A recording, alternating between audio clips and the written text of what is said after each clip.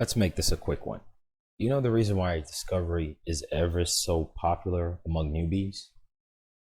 It's because they've been told that it's important. Do you know the reason why they've been told that it's important? One of the reasons is this. Now, know that we went over on the Patreon post the different types of discoveries that people don't even know exist. But one of the reasons why discovery is popular among newbies who don't know why is this. Rule 26, duty to disclose. There's discovery, and then there are branches: subpoena, disclosure, freedom of information, interrogatories, etc., etc. And they're all bound as a form of duty. Otherwise, there's something called negligence. Duty is one of the elements of negligence if they do not align themselves with the principles of one of the type of discoveries called disclosure.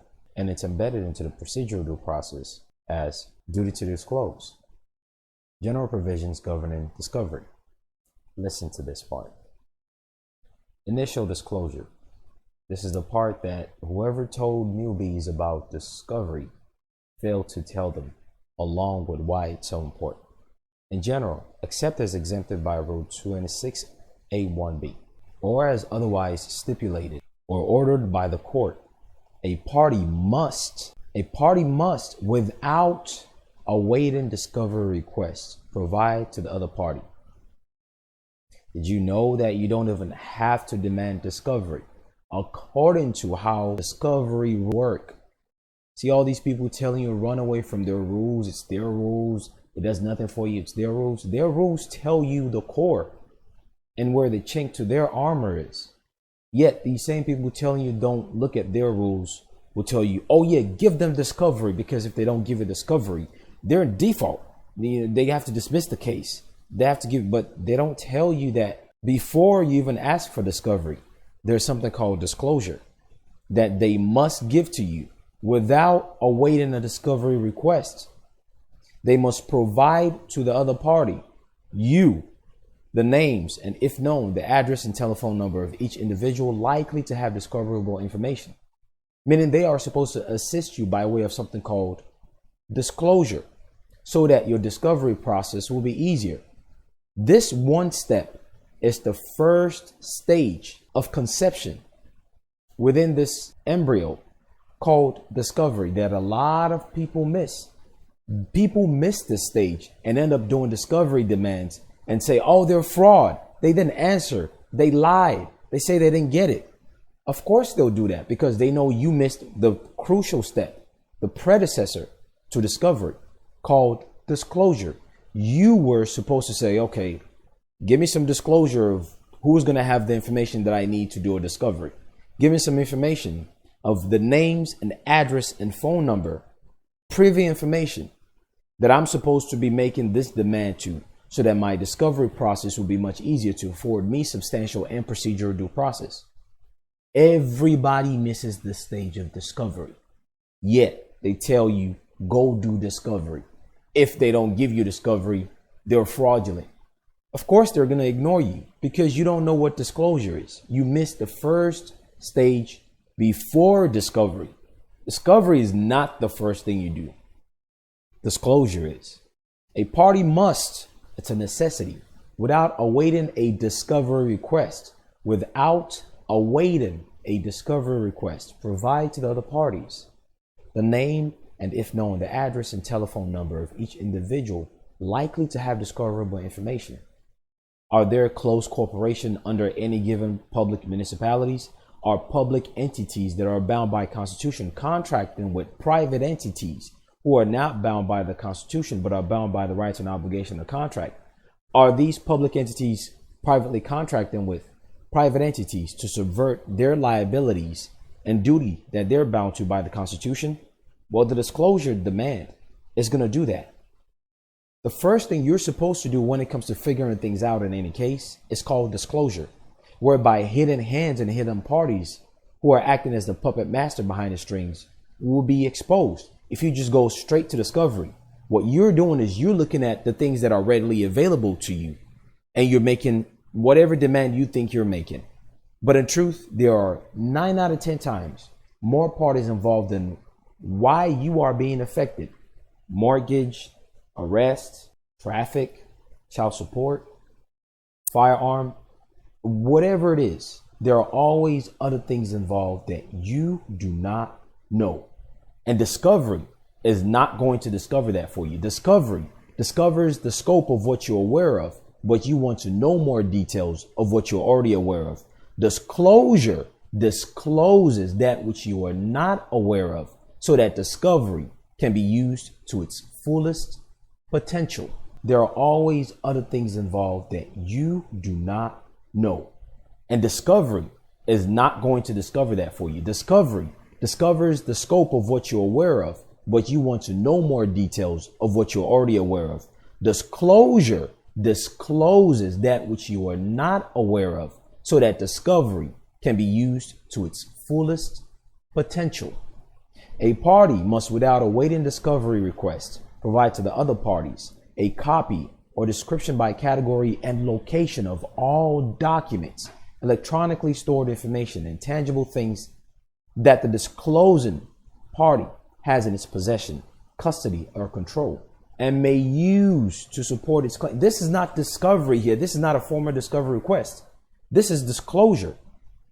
Disclosures are done without a discovery request. Again, these things that I'm reading are not part of the formal discovery of you saying, all right, I'm going to title the document as discovery. I'm going to give it to them. If they don't give it to me, something is wrong with them. So I'm going to move to dismiss. Okay. All right. Cool. We've heard that many times. But did you know there's something called disclosure that is supposed to precede discovery, to make discovery easier, and in fact, to truly grab them by the balls? There's something you're supposed to do first before discovery. It is called disclosure. If no one has ever told you that there are 6 types of discoveries, there it is. And if no one has ever told you that there's something you are supposed to do before a discovery, there it also is. This disclosure is the part that is wholly applicable when they say they must give it to you. See, discovery, they can always claim privy information. They can always claim discovery has a lot of exemptions to it. Discovery is not what people think it is. Discovery is not a mandatory thing. There's a lot of work around discovery. Discoveries can be objected to. But guess what? Disclosures is where there's a necessity to respond without you even asking for anything. Were you aware of this? Has someone been telling you about how one tool works when in truth it's the counterpart or corresponding end to it? It's similar, but nonetheless, it's the predecessor to that which you are long acclimated to.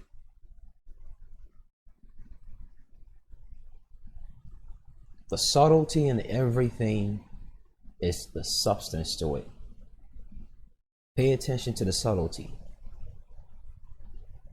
And that which you think you already know will be far, far easier. I have a Patreon page and I'm inviting you to come join.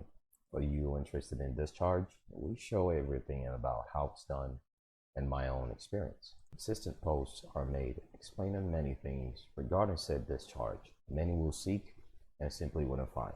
Those dealing with mortgage issue or want to know more about it, we speak of it. For those dealing with basic stuff like traffic issues, we speak about the solution and I show it from my own experiences and how I permanently prevent any such issues. Those worrying about trust, different types of trust, we go over so many things consistently. Regarding trust, we show the IRS manuals. Those who are interested in suing and making money through debt collection or other means, we go over it, we show it. I show my own settlement checks and the things that I've done as a personal experience. Those interested in banking, we show subtle details and intricacies of the things that I have learned. For those interested in other things like the IRS forms and how to put it to use, we show it, explain the details. For those interested in court-related matters and intricacies, we always show it. For those interested in the spiritual aspect of things and how it works, we show and explain it. Those with child support matters, we explain and we show everything in detail also. Great puzzle pieces that can never be found in other social media platforms. But we explain it all as it relates to many different things for those interested in express trusts and the issue of how not qualifying for taxation, which I call dinking, how it relates to any other type of trust or any other affairs, and how you can intertwine your affairs into the different types of discharge that exist and lack of qualification for taxation. Speak about it. The truth about really recusing attorneys and the whole foreign agent registration and attorney lawyer number. We speak about it. Speak about how to really bring about juries, and some of the comment section asks good questions and greater answers are given. Speak about how to get and use tax exemptions for vehicle use and sales. You don't have to belong to some organization. You can actually get yours according to the language of the legislature within your state. Go over the details that a lot of people mentor about regarding Article 1, Article 3. What really makes a court? It's not limited to just your paperwork. Most people don't know. We go over business matters for those with actual businesses, S Corp, C Corp, LLCs, those who are business minded and those who make monies. Go over other things that a lot of people don't know functions internationally. We speak about a lot of other spiritual related matters. Details on how to bring criminal charges, what it truly means to bring criminal charges, what a bill of particular is, how to recuse a judge, details of the parliamentary rules in court and legislature, different things about standard of evidence and burden of proof, different things that a lot of people will speak of, discovery. But did you know there are 6 types of discoveries? You know how to intertwine your LLCs and S Corps with an express trust, how to not make them taxable. Do you know when Trinity versus Pagliaro really is involved? Do you know how to use your home as a home office? And the many details involved. Go over the injunction and how to enforce the different types of injunctions that exist. The intricacies of how data brokers exist and how they steal information. Not just the credit bureaus, but many data brokers and how you can prevent them.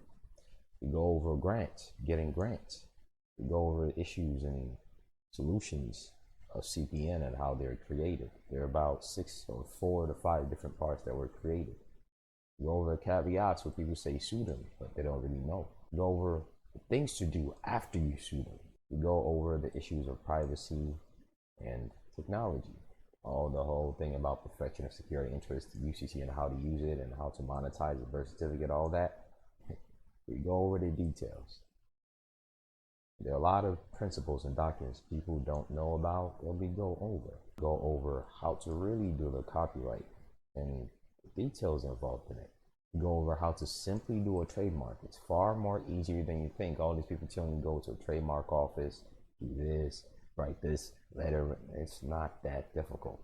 Go over how to fill out the GSA bond box at a time, and so many more. How to get settlement checks, how to put your vehicle in a trust. I show you from my own experiences, form for form, step by step.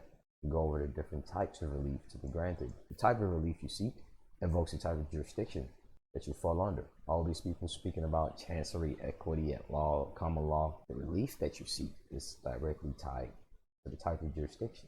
Go over the CPN, how it's created.